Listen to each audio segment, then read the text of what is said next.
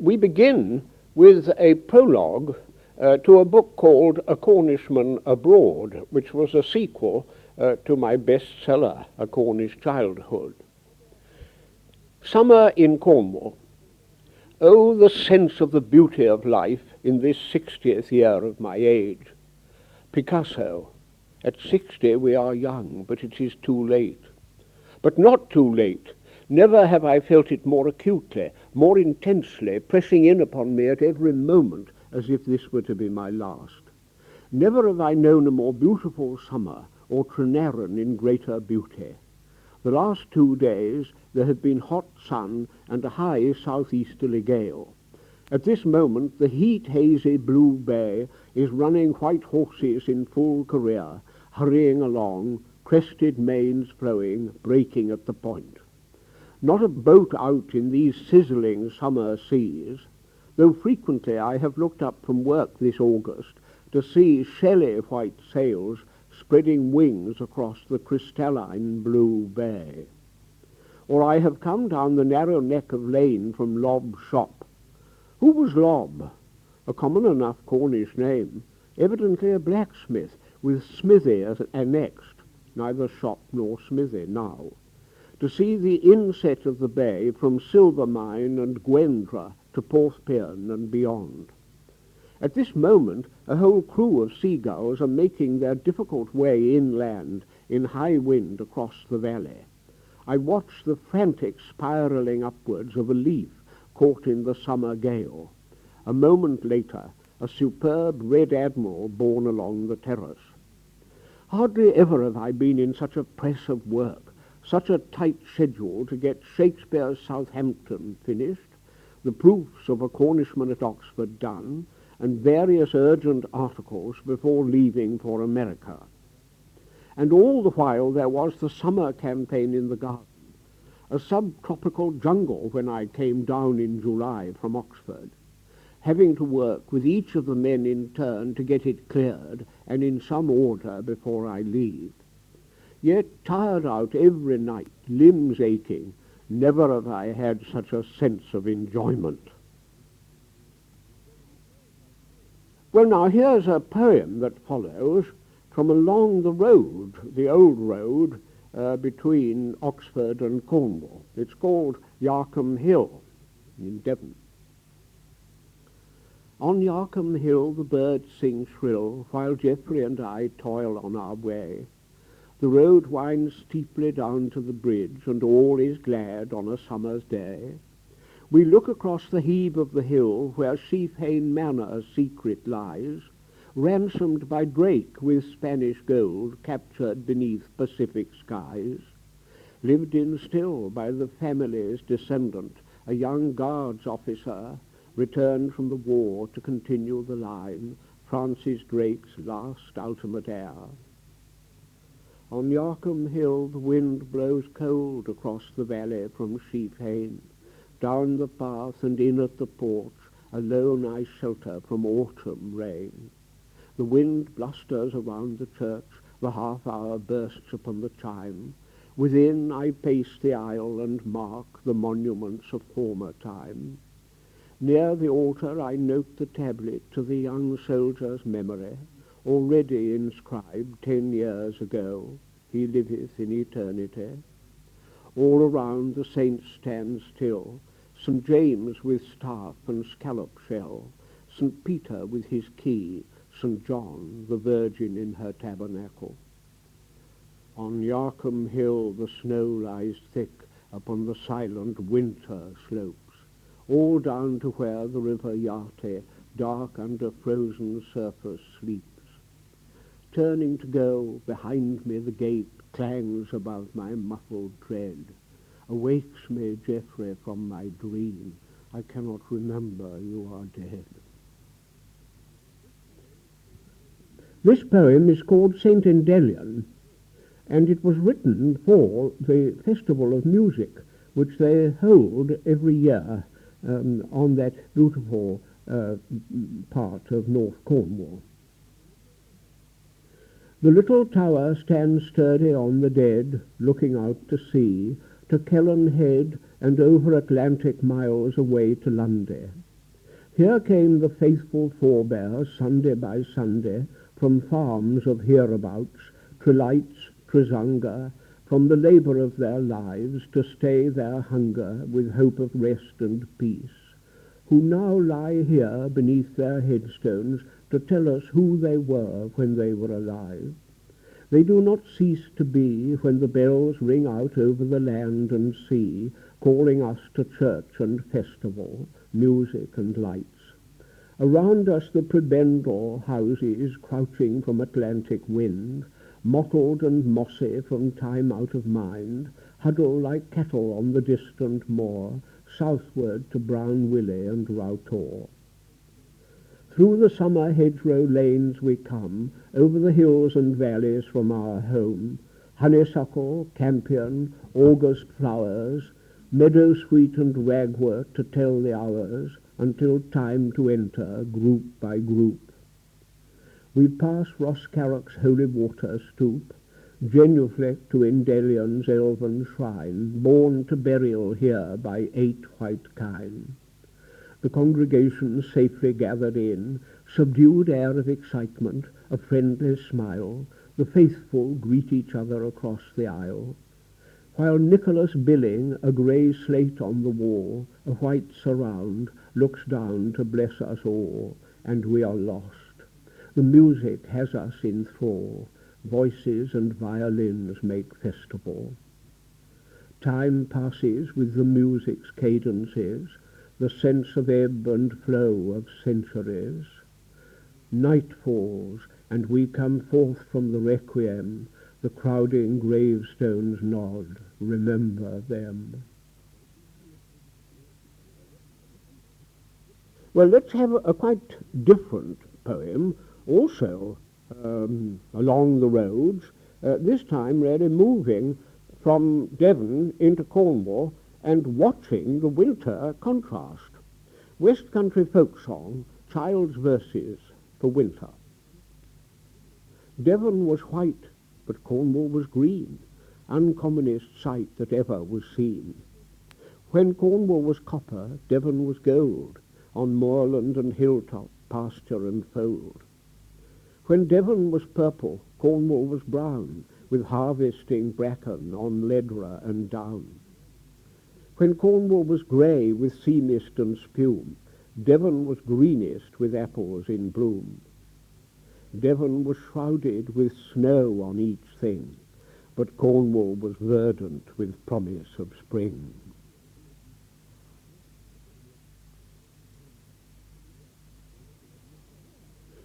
Well, now let me turn to my native parish, St. Austell. When I came to write its history in order to raise money for repairing the church tower, I think I realized for the first time that it was about the most varied of all Cornish parishes. But the great thing of beauty is actually its church tower, and especially the sculpture on the western face of the tower, which I describe in this book, because the church is dedicated to the Holy Trinity. St. Austell Church is memorable among even the finest of West Country churches for the splendour of its sculpture upon the tower and outside walls. In that sculpture, the conception, the design, the figures themselves, we can see the stamp of the imagination, the skill in execution of a long-dead master craftsman. I think I can recognize that same hand in the gargoyles upon the tower of Llanlivery, and again at St. Enodor. But the sculpture at St. Austell, especially the composition upon the western face of the tower, was his masterpiece. St. Austell belongs to that best class of church towers, the Somerset type, that extends in a band all the way across the West Country from Cornwall to Magdalen Tower in Oxford. We have to imagine corps of West Country craftsmen journeying about from their centres in Somerset and Devon in the decades before and after 1500 to accomplish such excellent structures as Lincolnhorn and Foy church towers, and most splendid of all in its general design, Probus. The glory of St. Austell is in its sculpture. When the church was dedicated by Bishop Branscombe in 1259, it was named in honour of the Trinity. It is this conception that is carried out in stone in the magnificent group of figures on the western face of the tower. The whole idea is that of 3 in 1. There are 3 tiers, 3 figures in the lowest, 2 in the second, leading to the representation of the Trinity, God the Father, with the crucified Son between his knees, and there may have been originally the dove of the Spirit in the highest. The topmost group is given emphasis by its larger scale and greater richness of embellishment. We note the majesty of expression upon the face of the Father, hands raised in blessing over the Son extended upon his cross, the head already drooping to one side. Underneath, in a fold of linen held at the corners by 2 angels, are the faithful departed awaiting judgment. The second group is in clear contrast. In place of the grief and majesty, there is the tenderness, the joy of the theme of the Annunciation. The Virgin raises her hands in that gesture familiar to us from so many medieval pictures. There is the naivete of expression that is a bond of communication between her and the angel Gabriel across the vase with the erect lilies. The lowest tier has for its central figure the risen Lord, one hand raised in blessing, the other holding the cross of the resurrection. This niche is again given the proper emphasis of much enrichment, subordinate figures, elaborate canopy, encrusted carving. But the other 2 figures, one on either side, have never been made out.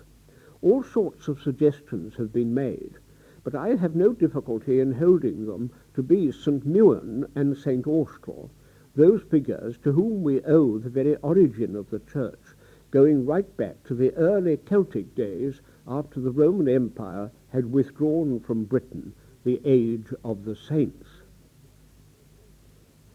Well, there's our parish church here, which is the chief glory of the parish, and it has just been beautifully restored by the care of the present church warden.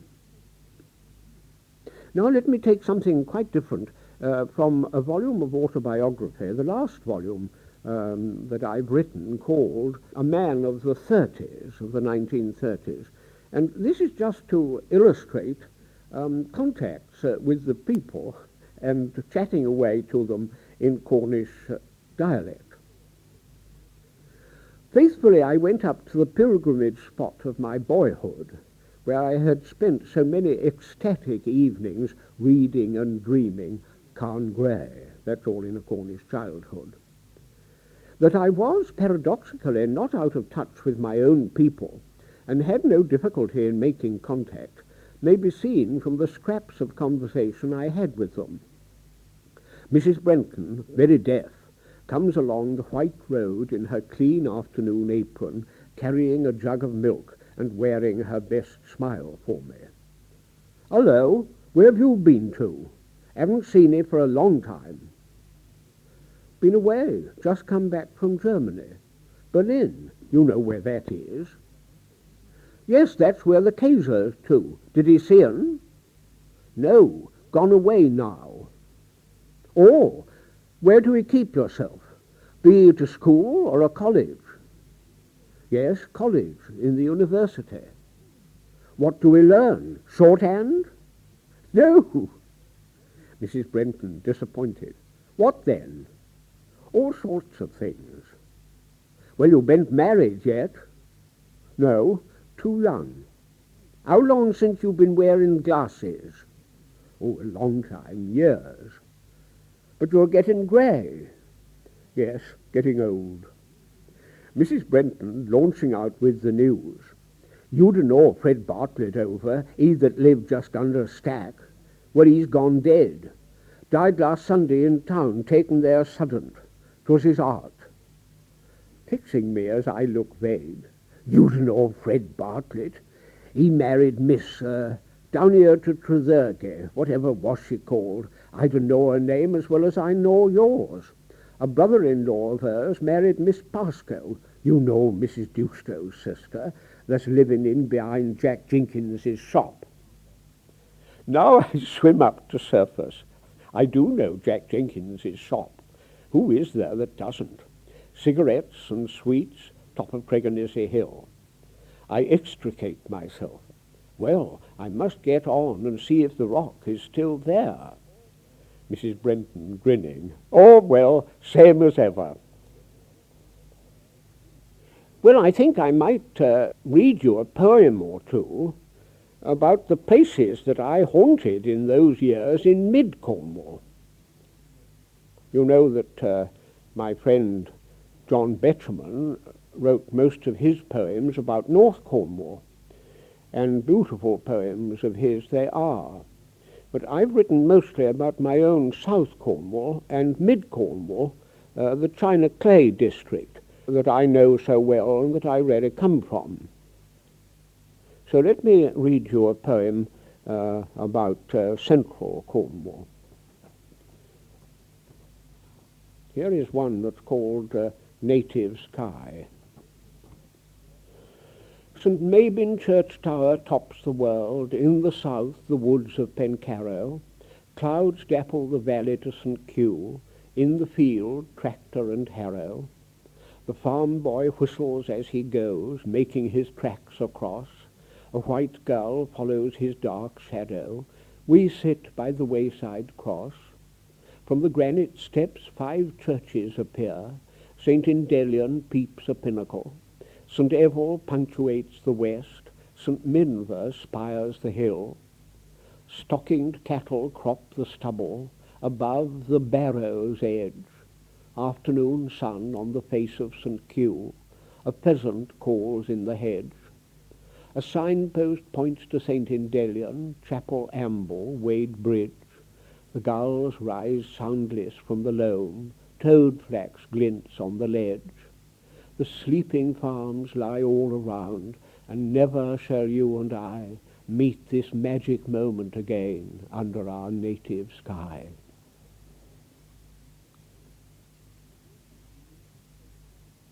I think perhaps I ought to say something to you about the amount of time that I spent in the 1930s as a political candidate in mid-Cornwall for the constituency of Penryn and Falmouth.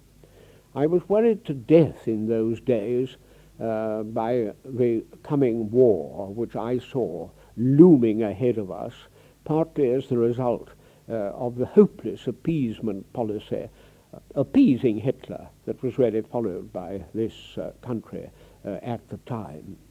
This is the way I saw it in the year 1937, which is the title of the poem.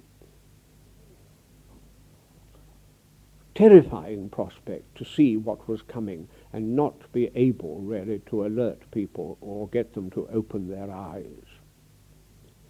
Behold the antics of the populace, here in a corner, in a close embrace, a loving couple without shape or grace, front to front, vapid face to face. A toddling father with his toddling child walks in the meadows in the warm, mild weather, has no thoughts to occupy his vacant mind, nothing to signify except the daily round by tube and train and bus from home to town and back again. His constant one concern to earn enough to keep his woman and his child, a roof over their heads and the garage. Pity him. Behold the fresh youth of the city enter now the walks with unseeing eyes, loud of mouth, whose voices hold no surprise. A day will come when there shall descend on them from the skies they do not observe some stratagem of fate to search and sear their flesh with fire, seal the eyes that are stupid with desire. Liquid fire will rain down from the air, will suddenly arrive upon them there, and lick their bodies up and burn their bones, no one at hand to hear their mutual groans. For these are they who, warned of what's to come, walk blindly on to their appointed doom. A very different poem in mood, and that's the way I felt about it all through the 1930s. Perhaps I may read to you just the beginning and the end of the long narrative poem that I really kept in my head for about 30 years. During all the years of research and writing historical works, there wasn't really time to concentrate on it. But I always had it in mind to write the folklore story of Duporth, the place and the house on the coast, really, not very far away from Trenarren. The funny thing is that at the very beginning of this poem, just this paragraph of verse, I really wrote 30 years before I finished the poem. There is the house upon a southward slope, looking to the sea, sheltered by leafy flanks of stunted oak and beech, lateral screens that open wide their arms to embrace the shore. The house of the doomed shore, I used to call it, romantically in my childhood story. Now I seek but history and the truth. This afternoon all is jewelled, clear, translucent like the water that but sips and saps upon the shore below. And here am I ensconced in the lane the smugglers trod, a pebbled lane where a little silver stream makes music all the summer afternoon, a place now choked with purple thistle, ragwort, and rank cow parsley. At the end of the road, a camouflaged gun-post, covered now with feathery grasses, red sorrel, and a few white cornets of convolvulus. Beyond there lies the bay of Neapolitan blue, today the Gribbin are Posillipo. And then years afterwards, the end of that particular poem, and really the end of the place. The family who bought, poor as church mice, were sold up in the end. The sale I went to. The house became sadder and sadder, grey in the swirling sea mists as I used to watch, always the desolate cry of wheeling gulls. From the lane below, along the coastguard walk by the hedge of sloes, bullards in the autumn. In spring the blackthorn white against the bay. Never a glimpse of direct sun on the house. Sometimes a pale gleam at end of day.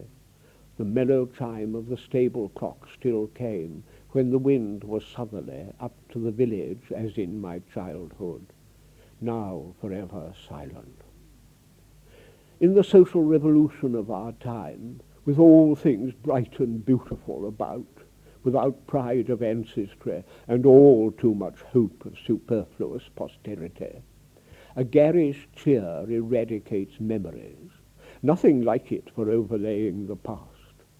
Only one ruminative observer sees, beneath the cheap bungalows, the bijou residences, the villas, the hideous flats, the crazy paving, decorative gnomes, rabbits, fairies, horrors in front gardens, all round the margins of the park to the cliffs.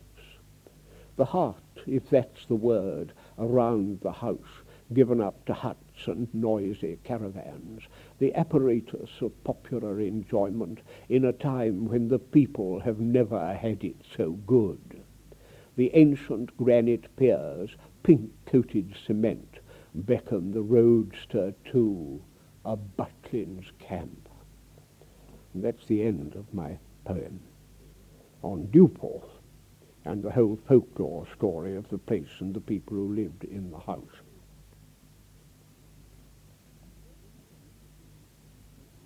And here's another little piece to illustrate that I hadn't lost contact with my own working people. Every time that I came home from Oxford, in those days having no motor car, I'd be walking around the roads and lanes and sometimes having these chats with people, like my chat with Mrs. Brenton up at Carn Gray. Arrived home, an experience marked the contrasting sides of my life, Oxford and working-class Cornwall. Passing through the old mining village of Mount Charles, I was called in to an old man who wanted to see me.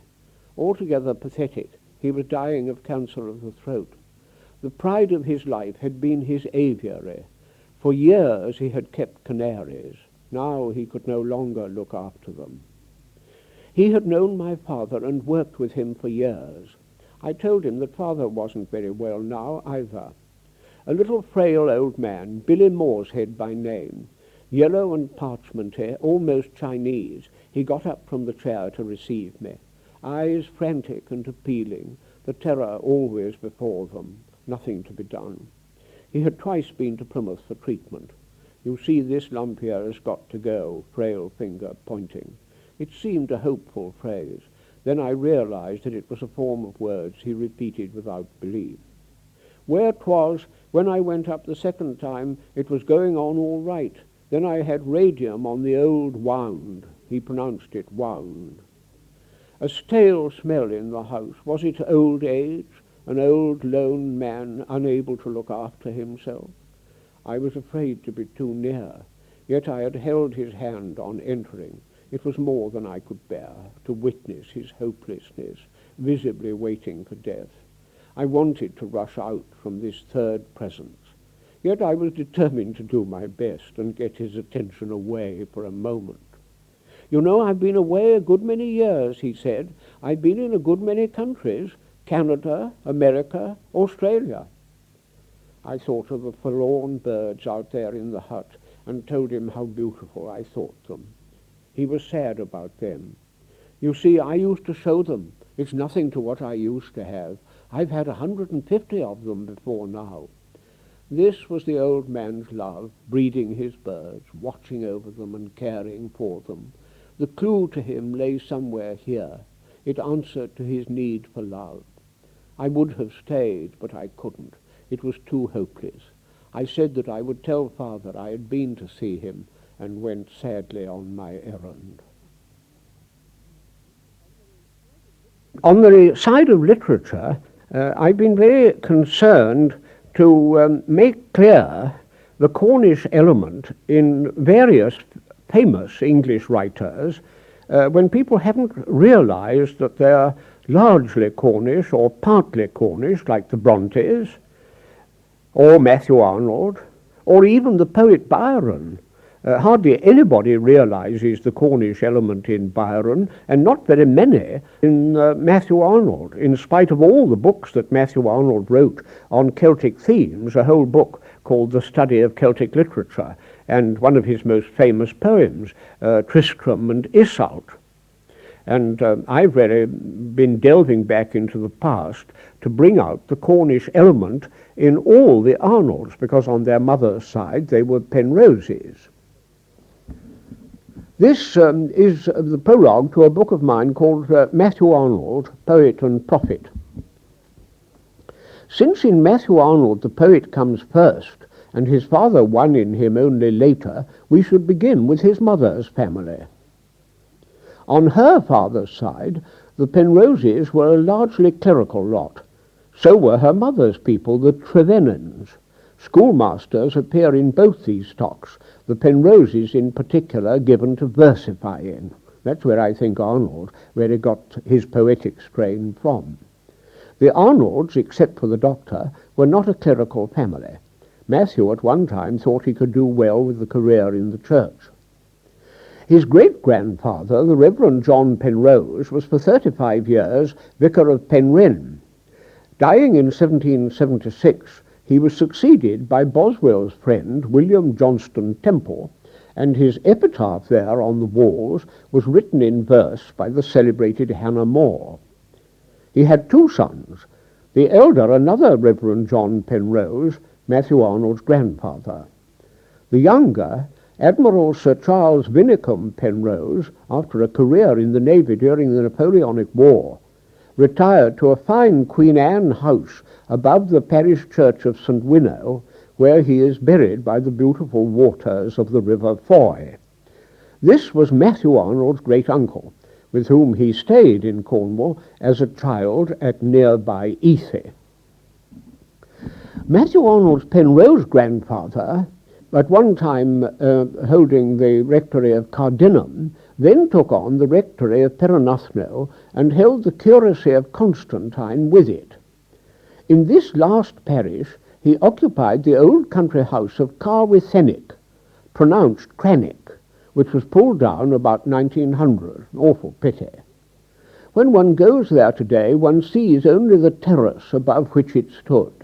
the formal garden gone back to grass, the drive that swept up to it from the road. On the west a splendid range of trees, and at the back the enclosing garden walls running up sadly to a fine gateway on the brow. That is all that is left of what must have been a fine country mansion and pretty estate. Here the youngest children were born, Mary Penrose, Matthew Arnold's mother, and Thomas Trenarren Penrose in 1793, who married Matthew Arnold's sister Mary. Their father had already received the offer of a living in Nottinghamshire, Fledborough, in the low-lying water meadows of the Trent. It was a long way from Cornwall, and a heavy tug at heart to go there, but it offered better prospects. It was some years before John Penrose brought himself to move from dear Crannock, meanwhile putting in a curate. Matthew Arnold recalls Crannock in his letters to his mother. It was her birthplace, and the Trenarrens, her mother's family. At last the move to distant Fledborough was made in 1801, after visits to all the relations and family places in Cornwall, Bonithan, Penryn, Penayre, St. Eneder, and Ethe, where they lingered some time. When the carriage came to cross the boundary between Cornwall and Devon, Mrs. Penrose got out and kissed the dust on the road as her tender farewell to the land she loved. This was Matthew Arnold's mother, and she was a versifier too, and I believe that Matthew Arnold as a poet really owed his inspiration to the Celtic Cornish side in his makeup. Well, no one at all realizes the Cornish element in the poet Byron, and yet you see Byron in love with his half-sister Augusta, who was married to her first cousin, Colonel Lee. They were all three of them grandchildren of Sophia Trevanion of Cassettes. And she was a blue-stocking, a highbrow, great friend of Dr. Johnson. Byron knew some of the Trevanion family in his time, but very curiously, when he was at Falmouth, on his way by the Falmouth packet to Portugal and the Mediterranean, he didn't find time to come up to the ancestral house of Trevanions. I've written it all up in my book called The Byrons and the Trevanions. So here we are, with Byron on his way to Portugal. When Byron was down at Falmouth in June 1809, waiting for the packet boat to take him to Lisbon, he had not the curiosity, or perhaps the time, to go up the coast to visit the home of his ancestors, Cassettes. He was more interested in the boys in the harbour. He wrote to his friend Matthews at Cambridge, who shared his interest, wishing that you were with us in this delectable region, as I do not think Georgia itself can emulate its capabilities or incitements to the plenum and optabile coitum, the port of Falmouth and parts adjacent. We are surrounded by hyacinths and other flowers of the most fragrant nature, and I have some intention of culling a handsome bouquet to compare with the exotics we expect to meet in Asia Minor. In the ancient civilization of the Mediterranean, for which his classical education had prepared him, if for nothing else, he could let himself go. And Matthews was a classical scholar of the first class. Naughty Byron.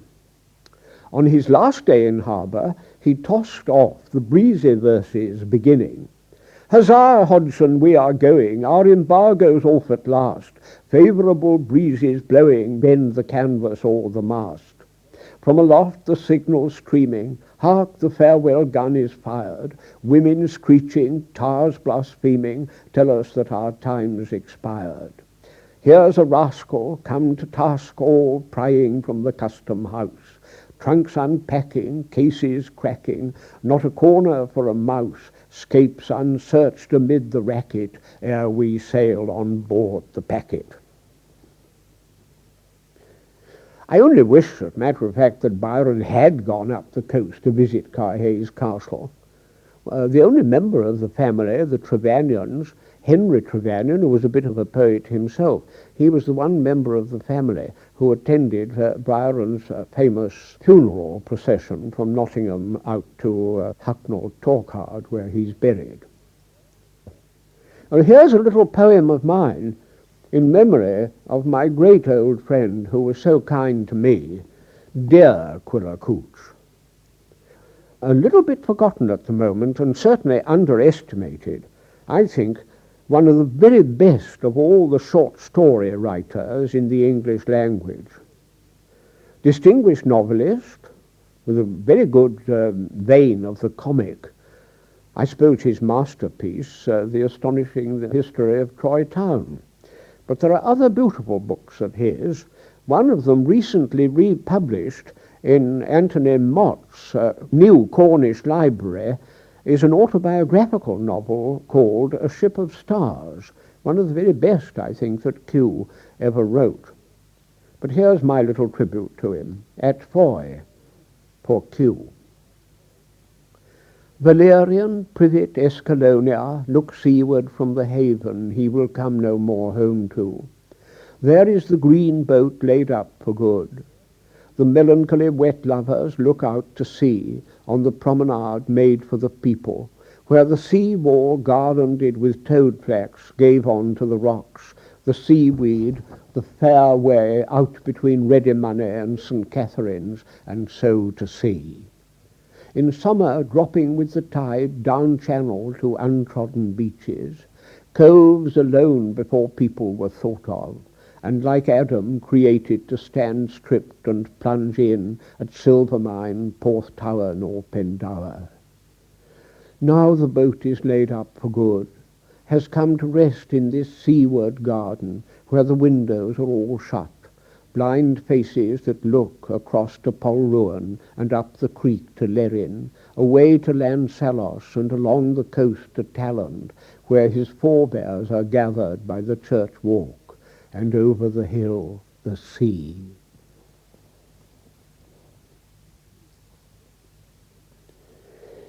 Well, I've made the point that my Cornish poems are mostly about mid-Cornwall. And of course in my earlier book I've described the China Clay district where I lived, and my father being a China Clay worker. I thought you might like to hear an earlier poem of mine which really describes the countryside of the China Clay district, called Bus Ride. The bus goes up the valley road with mounds of gorse on either hand that burn and blaze amid the brake and clothe with fire the hills of sand. Sunlight on a grey stone house, the ivies glitter and catch the light. The sparse and scattered Cornish trees announce Carthew, and now the white clay pits on the pock-marked moor. We pass the granite cottages, the gardens with a shrub in flower, the rude and honest villages, Treverbin, Roach and Stenelese. We mark across the open moor, sunshine and shadow on the flank, the rhinoceros of Heiman Tor. A lane leads to Tremodrit Farm, name of ill omen for Arthur's kin. The old tall house of Lochingate, the chessboard fields are brown and green. White drifts of blackthorn fringe the road that winds and swerves among the hills. The black ploughed earth, Llanivit tower, the gulls afloat on inland pools. How different a countryside from where I seem to see you still, the water meadows of the Stour, Constable's Ford and Flatford Mill. Well, I mentioned there Heiman Tor, really one of the most beautiful spots in mid-Cornwall. Heiman, what does it mean? The word hell means marshes. It's, I suppose, the same word as hell. And man or main always means rocks in Cornwall. So it's really the rock in the marshes.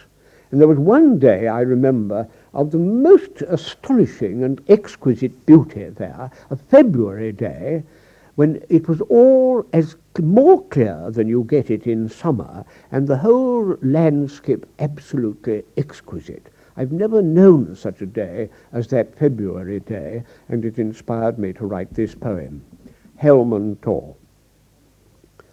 A buzzard circles Heiman Tor, the prehistoric monster lowers, saurian or pterodactyl, through an eternity of hours, over its own intrinsic moor. The mottled cattle crop below, the stunted thorns creep up the flanks, and sharp their crippled shadows show. Over the hill the pinnacles of Llanlivery Church stick animal ears into the sky, as at any time since down the valley the cavaliers from Stratton Hill to Braddock Down crashed their way to final defeat. Boulders upheaved like elephant rumps, grey and wrinkled out of the peat. Beyond the tiny patterned fields, while overhead the buzzard plains, kingdoms are lost and empires fall, states decay, but this remains. Well, I've always been fascinated by the folklore, the memories of the people in the places all round me where I live in Cornwall. So may I read to you a recent story that I've written? I thought of it many, many years before. It goes right back to memories of my childhood, of the valley behind the house, Trenarren, where I live. It's called The Wise Old Serpent of King's Wood, and it's based, as usual with my stories, on folklore. Why the King's Wood? No one knew, yet the reason for the tradition was plain and simple. Before the Civil War, the whole of Menachadal parish had been part of the Duchy Manor of Trenarren. The Duchy of Cornwall was a crown possession held on behalf of the king's eldest son. After the fatal war, the king's possessions were sold to pay for it, to be resumed again at the Restoration when the king's son came back to his own as Charles II. But for some unknown reason, the manor of Trenarren did not come back to the king. Why not? Why was it an exception? I've played around a bit here with the actual names because the point that's coming is rather an awkward one. The manor had been bought at the sale of the duchy possessions by a family of small gentry who were parliamentarians, and they struck a good bargain below its full value. Why was it not restored to the king with the rest of the duchy lands in the west? Did money pass?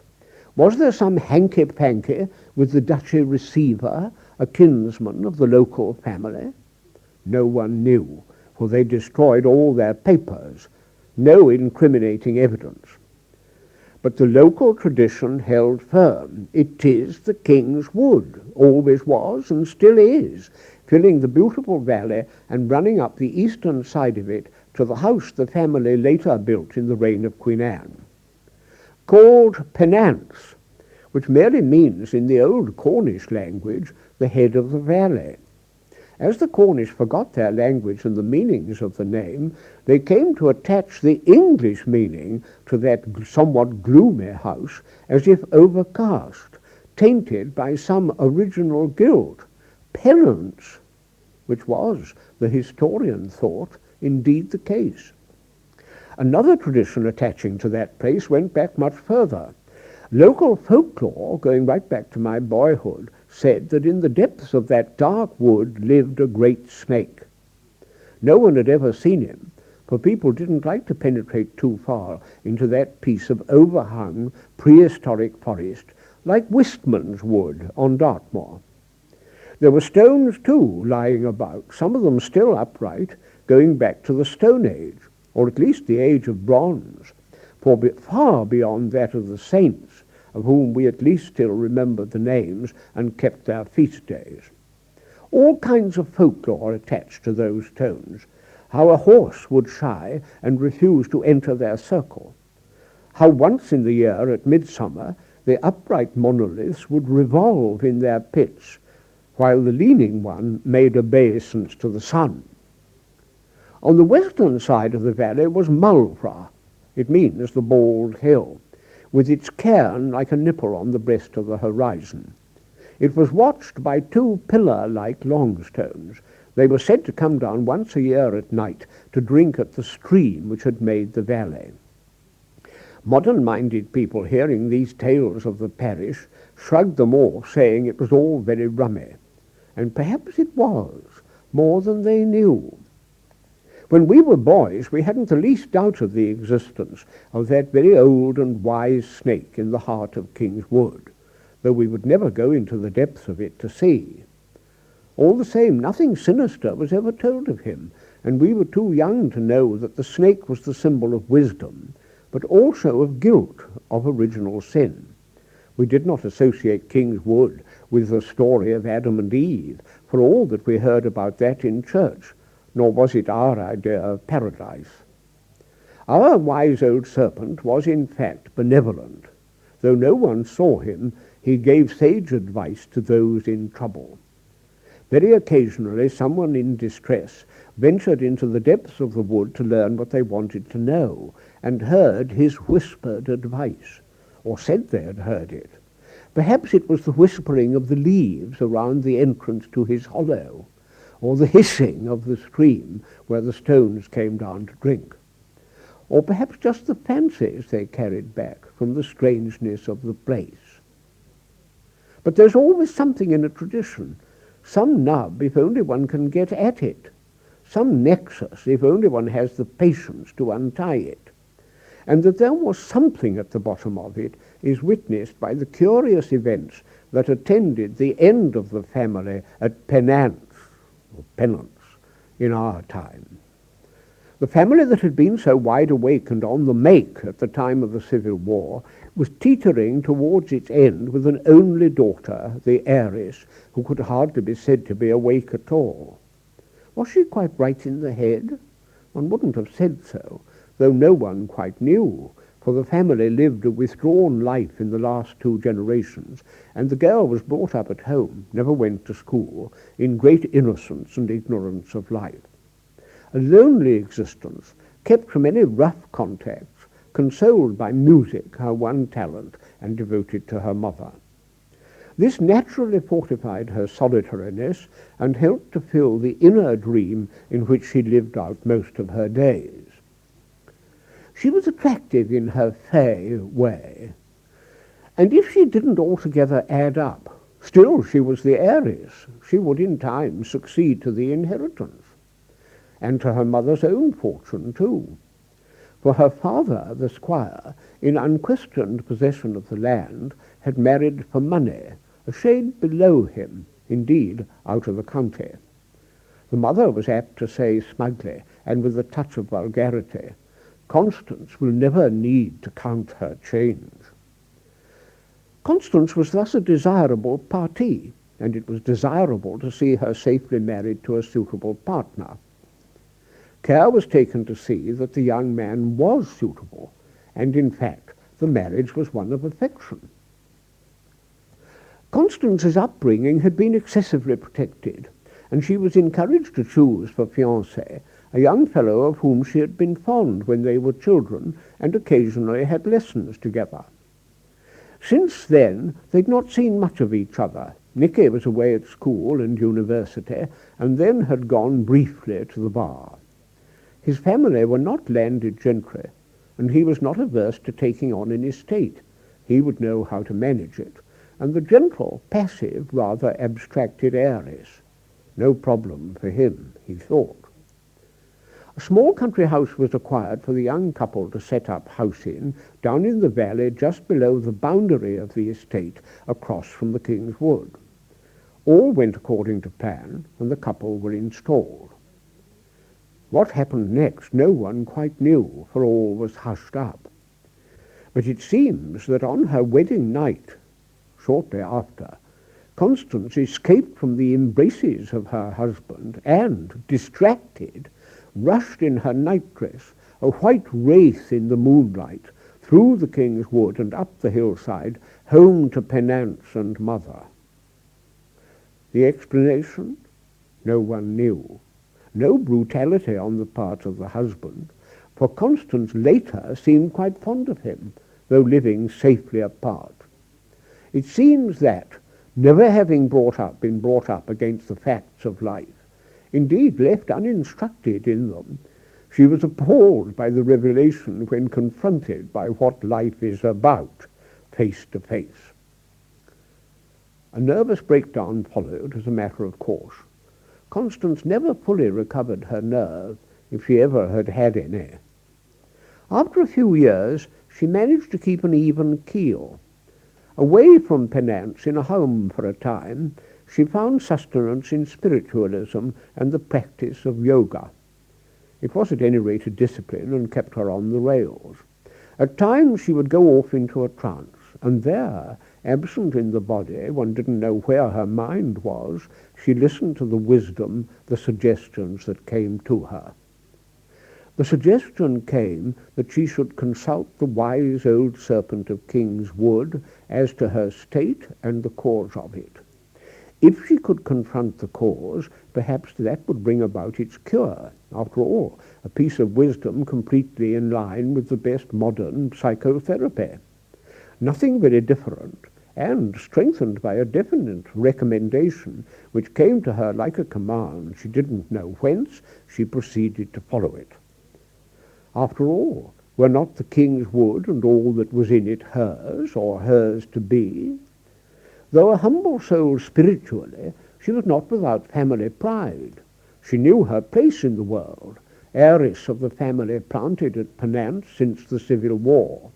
Was there not the portrait in the hall, a primitive daub, it is true, of the ancestor who had come by the estate? She didn't know how. The voice, or whatever she heard from the hollow cave in the heart of the wood, told her. We do not know what it said. It is to be presumed that it said that the King's Wood, nor the estate either, was not rightfully hers or her family's. Did it advise that it should be restored to the crown? How could that be done? For that was what came to prey upon her mind. Her people were failing. She herself passed more and more of her time in her self-induced trances. Was it that again in another form she could not confront the fact of life, that the place she knew to which she was heir, with its original guilt or blemish in the possession, or whatever it was not rightfully hers? We shall never know, for in one of these trances, seated cross-legged on the floor like a Buddha, she passed out of this life, guilt or no guilt. And still the King's Wood has not been recovered to the crown.